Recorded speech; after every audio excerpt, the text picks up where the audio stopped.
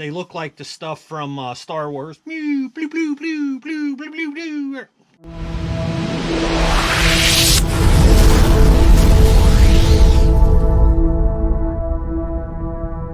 Welcome everybody back to the channel. I am Brendan. Thanks for joining me again here for another episode at Just Plain Crazy. And check out this beast behind me. Man, that thing is a big box. I can't wait to dig into it. And we're getting there as quick as we possibly can. So from Gator-Rc, this is our next big project or build. This is the Seagull Models EXTRA 330LX. So this is a two-seater, low-wing aerobatic plane. Super excited to get into this. The Extra holds a special place in my heart. I absolutely love this aircraft, or this type of aircraft. Flies really well, handles really well, super aerobatic, all the cool things. But I think I have the right pairing of equipment to go into the inside of this plane, so let's cut right to it. When it comes down to equipment, what are we putting in this beast? Number one, we're going with the King Max 3511 servos at 7.4 volts, guys. These things have almost 600 inch-ounces of torque. They're going to give me all the power I need for those huge control surfaces. We're going to upgrade the fuel tank to a Seacraft, to a round fuel tank. It has its advantages. We'll cover that during the build. And let's not forget the power system. We are going with the DA50 in this animal. And the reason I chose a DA in this, because my wife won it at a raffle at a fly-in. You can't beat that. I had a sweet talk her a little bit, but she let me have it. How nice. That's what we're putting in this thing. So let's get to the unboxing right now. All right, everybody, it's time to dig into the box. I want to show you a couple things here before we start ripping and tearing. This is like prototypical of Seagull models. I've done a few of them now. Every one of them has been the same. They come from overseas, and I don't want to misspeak here because I don't know what's at the bottom, but literally this stuff is packed in there so well. I just can't imagine how it makes it here and stuff's not destroyed. It is well packaged. It is well wrapped. I love how they staple the plastic to everything, so that way it's not flying all over the place. It's secured. But when we look through the box, notice like there just doesn't seem to be much give or room around anything. But yet everything is pristine. There's no smashed corners or dented or smashed panels or cowling. A place for everything and everything in its place. So with that being said, I'm super happy with what I see already. And let's start, if you will, pulling things out. All right, super excited for this. Getting right into it. I want to see the cowling of this plane. I want to see the nose. Again, everything is stapled, so that way it's not bouncing around. Nice, completely sealed bag, and then they have it wrapped in what looks to be a wax paper to protect it.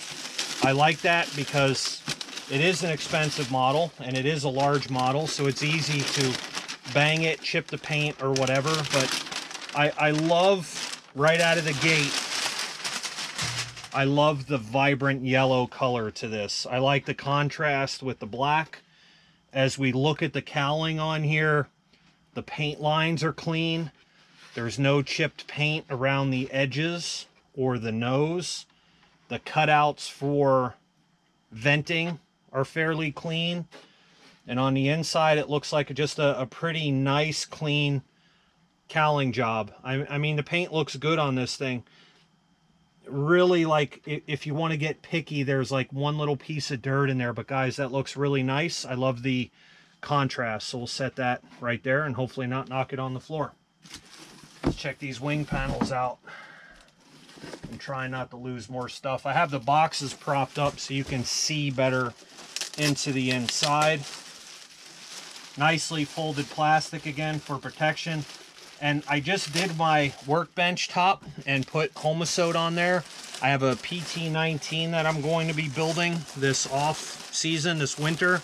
So I want to make sure I have a nice flat building surface for that project. But I actually won that kit at a Wings Over Piper event. So I haven't kit built anything in a long time. Looking forward to that. But we have a new workbench here to work with. And what a great project with this Seagull Models EXTRA to get started.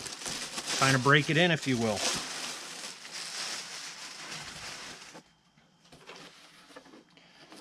So if you look at that, that's going to be our underside.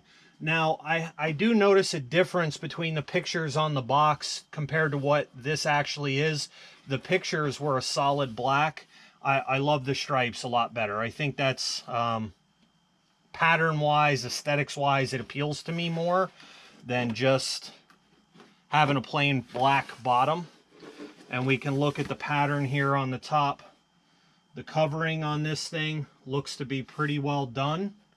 I don't see any burns, any holes, bubbles. There looks to be like maybe they took a woodpecker through some of the sheeting underneath, so you can see if you get it in a glare, some small the woodpecker marks underneath, but that's to help with trapped air, so it looks good. It looks good. As always, I think we have a couple small wrinkles and stuff that will work out, but it's sheeted all the way back to about that spar, the main spar support on the inside. Underneath, we have for our one servo for the ailerons, we have a string run through there with the lead. You have to put in your control horns, and we'll do that again with the laser. As far as hinges go,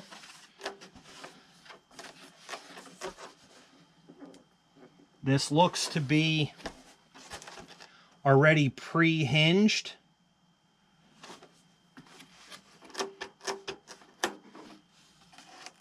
And I think you can take pre-hinging two ways.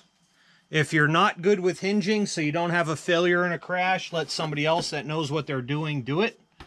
But otherwise, if somebody else put the hinges in here already, you know, you can look at it as well. I hope they did it right. But they seem to be nice and strong, and that's where pre-flight checks come in.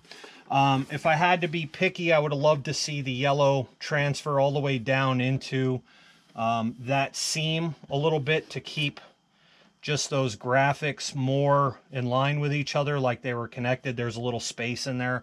But again, being picky, these ailerons are just huge. They're massive. This ought to be a nice 3D plane for hovering, flat spins, you know, torque rolls, all of those things that may even be outside of my realm of pilot possibilities. But the ailerons are not solid. There are wing pockets right there where it's just ribbing and a solid leading and trailing edge of the aileron. But again, the covering looks better than I can do or most people would do. So I'm pretty happy with the way that looks. And I do like, again, that underside.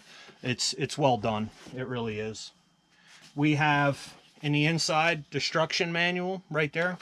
So this build, it should be pretty straightforward. We're not doing weathering like we did to the Zero. We're not doing a sound system like we did in the Texan 2. So I think that this build is honestly going to go very quickly. And especially when we use some of the tips and techniques that we've done in other builds. Like when I did my last Carf Extra, and we did with the Zero, using lasers to align all of the control horns right on the hinge lines and things like that. I think those tips and techniques we perfected, and I honestly think that stuff will go fairly quick. I don't think it'll take long. Again, for epoxy, we're definitely going to use high sol in this. Anything of importance, guys, gets high sol. It's, in my opinion, without any testing, it is a better epoxy than anything else that's out there. Oh, I like the 330LX sticker. That's nice. I think that's nice. It's not cheesy looking either. So it's a nice graphic that's in there. When we look at this one is also well covered. Again, they have tape. The tape, I would assume, was to hold these together. It didn't hold up there in transit, but again, covering is, there's like literally 1 or 2 small wrinkles in this stuff. Very, very little. Very little. It's clean. I don't really see any glue or epoxy marks. It doesn't look like it was rubbing anywhere where it's already taken the color off. That looks good. That looks good. Again, good packing, cardboard separation in there. We'll take that out. Let's get to this Mamma Jamma fuselage. I'm going to take this out of the way because I know bad things will happen if I don't. We'll set that there off to the side. Let's take this fuselage out of the box.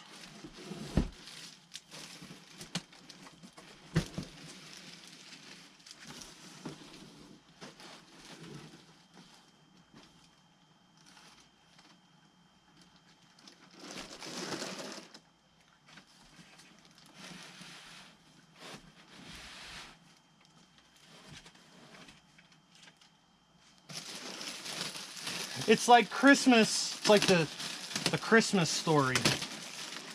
Is it a Red Ryder? Is it a Red Ryder?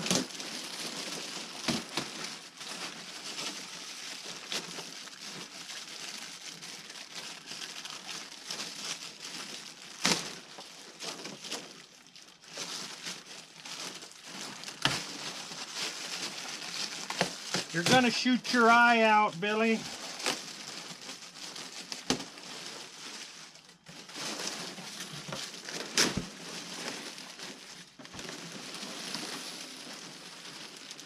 So my first impression of this fuselage, it's very light. It's very light.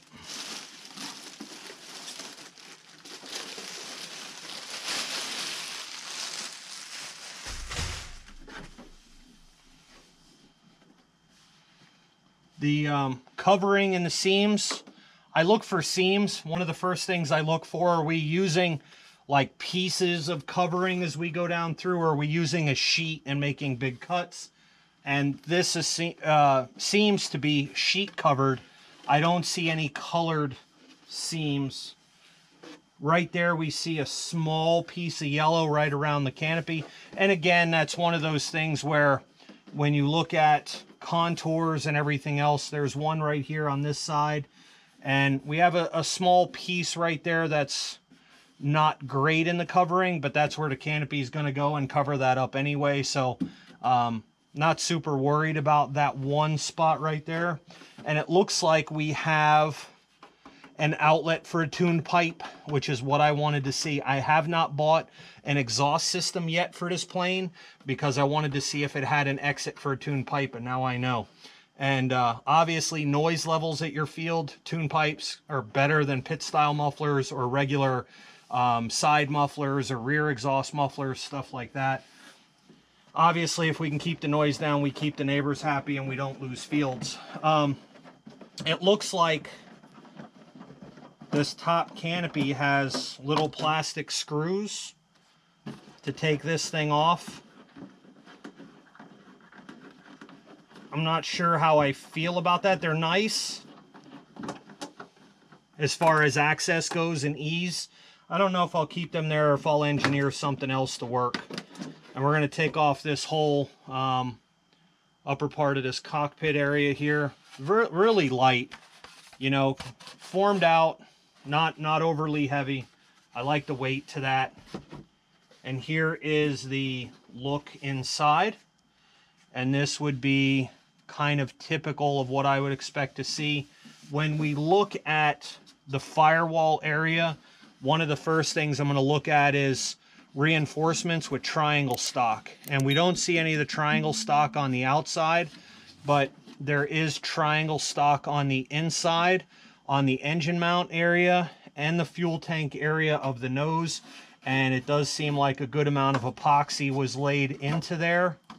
A small piece of balsa junk laying on the inside. It looks like this engine mount in the front is probably 1/2 inch ply, and they put this little plastic stuff on here. This is the second Seagull model plane that had that. That's really nice for some fuel proofing protection, but I will do the inside as well. The outside of the engine box also has mixed epoxy. You can tell that that's fuel sealed as well, which is a nice touch that they've already done that. But the motor box is pretty secured with a lot of triangle stock. It looks well built. The landing gear brackets in here at the bottom for your landing gear does have some aluminum angle plates for strength, which is nice. It ought to hold up to some rougher landings, which we don't hopefully put it through. And again, the inside is all balsa. So everything that's a platform is balsa ply. And then we have our regular stringers and stuff like that. That's probably made out of, I don't know, a weaker, if you will, type of balsa. It's lighter, but not a super heavy fuselage. I can't wait to get an overall weight. If I had to shoot for a good weight at this, sub 21 pounds would be the number, I think, till this is all said and done. But I like how they painted the top of this up here, so it has a cleaner look to it. The installation of everything we're going to try and keep clean, and then we have a nice support for the center wing tube in there with some ply circles around it that are epoxied in for strength. So it looks to me, I'm pretty happy with what I see on the inside of the fuselage. It's, if you will, it's old school. It's not carbon fiber and all this other stuff, but again, I think that you have a great price point here on this extra. I don't think it's overbearing for a model this size. And again, we've been spoiled with what we've paid for airplanes for a long time. I know that everybody is going through price crunches for shipping and stuff right now, but still, for you to build most of this stuff yourself, you're talking months, if not years, on some of these projects. And time or money, everybody makes decisions off those two things. So we have two spars here, it looks like, for the main wing tube and then the horizontals. And again, why I think this project will go quick, because the horizontals are going to slide and bolt right on. So some nice carbon tubes there. We don't have to cut covering and epoxy and everything else.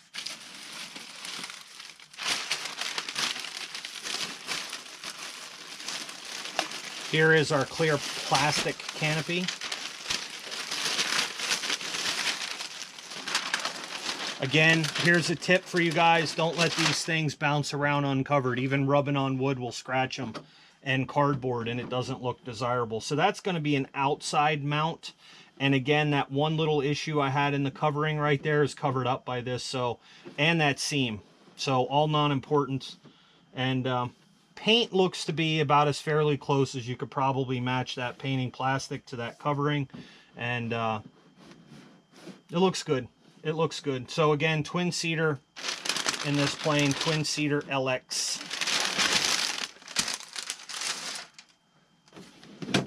We'll set this down there. Let's see what else we got. Oh, I see stabs.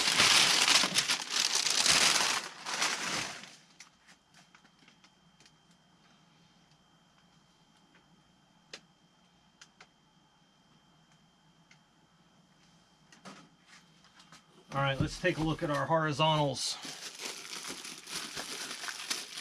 This is a monster box, it really is. And this is an 82-inch wingspan plane with some big control surfaces. A lot of 50 cc's like to get into that 84-inch wingspan, so we're a tad small here, which may increase the wing loading. But as light as this plane feels and the big as these control surfaces are, I don't see that this would be a problem to get the change direction up in the air. Again, they use tape to hold the surfaces together. We have that nice striped invasion stripe, if you will, on the bottom. I do love the individual servo mounts on the insides here for the tail. So the servos will sit in there and the arms come right out of the bottom. One of the things that I don't like when we do stuff like this is that these pockets are really big right there for the servo arm. I like to cover that up a little bit, and I'll probably use some carbon fiber sheeting to do that. Really, really thin 1mm stuff. And here you can see just a little bit, we have one of the ear tabs that's broken off of there. That's a simple fix because the carbon spar supports all this weight. This thing just prevents pulling off. Although we don't like to see it, I mean, that ear I've had happen to many planes, and I usually reinforce that with something anyway. So to wick some CA in there, not a big deal. That's, to me, fairly minor. And we'll check out the other one and see how that looks. Again, balsa's easy to fix. You know, carbon fiber and other laminates, not so much, but it can still be done. This one, no problem with the ear on there. Again, super light, super big control surfaces. I mean, this thing probably doesn't weigh more than 5 ounces, 6 ounces tops. I mean, guys, I'm telling you, most of the weight, or all of the weight that's going to be in here, is going to be that servo. Not even kidding. Again, these are pre-hinged. So if we give these things a good pull, they're not, in my opinion, pinned. I don't see any pins in there, but obviously they're glued in because they definitely don't come apart. The air gaps are really small in there, which is nice. You can seal them up to always make these more responsive, but they did a really good job of getting those air gaps really close together, so I don't think that's going to be necessary. But again, this horizontal looks really good. We have a little bit of sticker residue there from the tape, but nothing to worry about there at all. That looks good. I like the horizontals. They're big. Look at those things. And again, open sheeting here. This is solid. Leading and trailing edges are all solid, but then you have these pockets to reduce weight in the inside, and it feels very sturdy, very stiff. And here's one of the awesome parts. I always love checking out the rudder. Don't forget to check out the rudder. Their camera's still on, gotta make sure. The worst thing is to do a full unboxing and have your camera shut off on you and you not know it.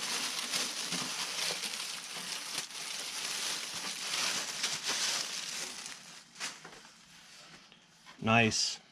Super nice. This has a release pin at the bottom. So if you want to take the rudder off for transport, all you have to do is slide the pin out and you can remove the rudder and the linkage and you would be able to transport this thing. I usually drive in a trailer, so I pull my trailer behind. It's not an issue. A lot of compound curves and stuff in here. Again, all open in the inside, so we have our main supports that are solid, but otherwise there's a lot of pockets in here, guys, to really reduce the weight. Again, this control surface, literally, if I told you this thing, and I know people love when I use that word literally, I say it a lot, probably too much at times, but this thing weighs next to nothing. Super nice. Again, they did a good job with all the corners and angles, a million times better than what Brendan could have done it. If you want to critique it, there's a small couple wrinkles or folds right there. We'll take most of those out with the iron. I love cleaning up the details, but somebody else did a great job on this, better than I would have ever done, so I'm happy with it. And then we have some good wax paper packing on the inside. And we will see what we have inside of here. So we have landing gear. Nice thick carbon gear. So pretty robust. Not obnoxiously tall like I've seen some landing gear. And it looks laminated really well. This doesn't look like something that's going to flake apart. It looks like some pretty robust gear. And it's already drilled for your wheel pants to hold those in place, which that's going to be a major plus. And again, there was aluminum landing gear brackets on the inside. Pilot. Oh, so this is nice. This is, in all honesty, probably the first Seagull Models pilot I've liked. Very lightweight, not a lot to them. So I guess he's going to go right up in the inside of there. We have wheel pants. Now, I know people always, if you really want to save weight, they get rid of the wheel pants. If you fly off of really high grass, get rid of the wheel pants, but not super heavy. This wheel pant, looking at it, again, speeding up assembly. One of the things that's going to take you a long time with building a plane, believe it or not, is landing gear on this plane. Because you have to put the plywood plates on the inside and line everything up and get them at the right angles and drill them and not drill them incorrectly. Everything's already drilled, and if you can see that, there's blind nuts on the inside of the wheel pants. These are the small details that, after building, probably in my time, 30, 40 ARFs, especially aerobatic planes like this one. Here, this one has the axles on the inside. Locking nuts to them, nice beefy axles, but that stuff means a lot. I think that's a nice touch there. I think if I had to add anything, I like to add a little plate to the other side to support it, so when the axle comes through, that axle actually goes into a hole into that inside and actually supports the outside of the wheel pan as well. And again, that's probably something we're going to model into this balsa ARF. We have 2 cockpit gauge assemblies. Look at those. Those are pretty nice. I like that. So we can have one for the front and one for the back guy. So that's a nice touch. And that's probably, out of all the Seagull's models, that's probably the best instrument panel set that I've seen yet. We have a nice see-through transparent tank, which again, we're going to upgrade, but it's a nice tank assortment on the inside. We have our landing gear spats or covers. These things, it looks like they have pre-drilled for some screw holes, which is nice. I usually like to tape mine on in case the landing gear, you really have a hard landing and it flexes, it doesn't crack these, it'll push them off. And I still might do that, but they already have the holes there for screws. It'll be okay either way. Not a big deal with those. We have motor plates, different motor box plates here for the front. It looks like a template. So I'll be interested to see if that's a template or a drill or whatever it is. But they actually have it marked for an E-flite power system, a DLE 55 or DA 50. They actually show you where the marks are, and that'll make aligning it a must, aligning it really easy. And then you have your servo plate for your throttle and your choke on the inside. But if they have this plate in a kit, what I'm really hoping is that they already gave you the standoffs for the DA. So that way we already know that motor plate distance. We have some push rods here, it looks like, for different things. Not sure if I'm going to keep these or not, or if I'm going to upgrade to titanium. They feel pretty robust, but I really like titanium links for linkage. But again, if you're just building a model with what comes in there, that's going to be fine. And if you want to go electric, they have a different motor box for the front with selectable thrusts. So they really give you a nice assortment. They let you choose what you want to do on the inside of there. We won't be using that, so that's out. SFGs, baby. We got SFGs. What are SFGs? SFGs are side force generators. They help you knife edge. So really light. They look like the stuff from Star Wars. Blue, blue, blue, blue, blue, blue, blue, blue. All right. We're a little twisted, and it's late at night.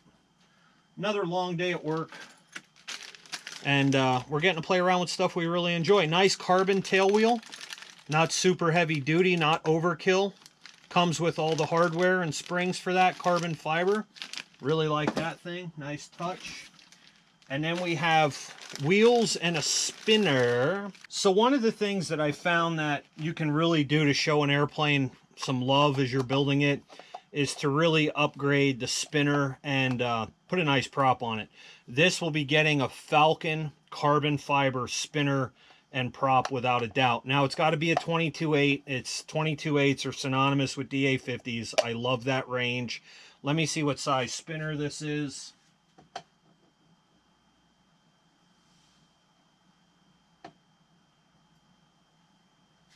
So this is a 3 3/4 spinner. It's a nice plastic spinner. Nothing wrong with it. It'll work. If you decide you want to use an engine starter, this is a good spinner to use instead of a carbon fiber Falcon. So that may sway you one way or another what you want to do. But I am definitely going to go with a Falcon. They're beautiful. Might have a yellow one that I can put on this or something else that would dazzle it up. If not, we'll just go with straight carbon. But it'll be a Falcon spinner and prop for sure. The tires on this thing, there's our screws for our spinner, so we won't lose those. We'll set those there. They weigh almost nothing. They're good solid foam wheels. They're kind of a standard with the Seagull stuff. They're just bigger. They should work just fine. What else we got in the bag? Rudder pull. And then we have some heavy duty ball links. And again, I'm sure they work just fine. But in stuff like this, maybe an upgrade. The rudder pull linkage looks to be perfect. Like, I don't have any issues with that. But monster Dubro ball links with titanium, either hanger 9 or whatever, but Gator has a great assortment of titanium push rods. We're going to measure these out, and that's what I'm going to go with in this plane. I just think that there's just certain things I just upgrade. I don't skimp on, I don't take the chance, but this is a nice coated pull-pull cable, and if you haven't done a pull-pull setup before, I want to walk you through it. We'll get it set up right, so that way, either way, we have perfect tension in the cables, and I am going to hope that these are the perfect standoffs for that DA50, because they give me a set that's in there. So I would assume that they know that it's a 50cc plane, DA50, DLE 55, all the same. I'm going to hope those are spot on. And then we have our control horn assortment for both the rudder and ailerons, elevators, and all that stuff is inside of there. So kind of the standard there as far as pieces and parts. And guys, there's nothing else left in the box. So let's get this stuff off of the bench, lay everything out, and take a once over. Let's take you guys for the last time and do a once over of all the stuff unboxed. We have bottom of the wing, top of the wing tubes, horizontal tubes, rudder. Look at the size of that rudder if you want to, just for size-wise comparison of my hand. And I think I got pretty long fingers and hands. Side force generator, big rudder. Side force generators, elevators, horizontal stabs. Look at the size of the elevator alone. Again, huge hands. And when we look at that, this thing is going to be a super aerobatic airplane. I could see it already. Bottom of the elevator, we have our canopy and our canopy glass. We have our wheel pants, tail wheel, carbon gear, standoffs that I'm hoping are the perfect size. Pull assortment, nice hardware package. Again, we'll talk about that before we cut out of here. Cockpit panels front and back, nice tires, pilot. We have different engine box assortments depending what you want to go with there for a power system. We have a beautiful motor cowl right there. And again, just taking you for an eyeball inside the fuselage.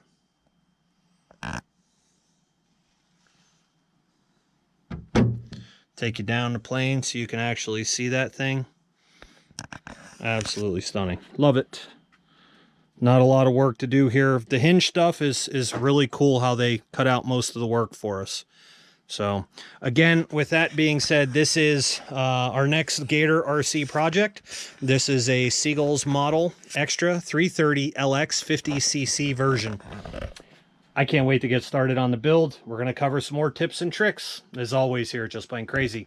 So with that being said, that's the unboxing, guys. I hope you liked it. If you did, smash the like button. If you didn't, and you're going to hit the thumbs down, boo. All right, do it twice for me. Like, share, subscribe, all of that cool stuff. With that being said, I'm Just Plain Crazy. You're Just Plain Crazy for watching. I appreciate every one of you for taking the time out of your day, as always. I wish you guys happy flights. Peace out.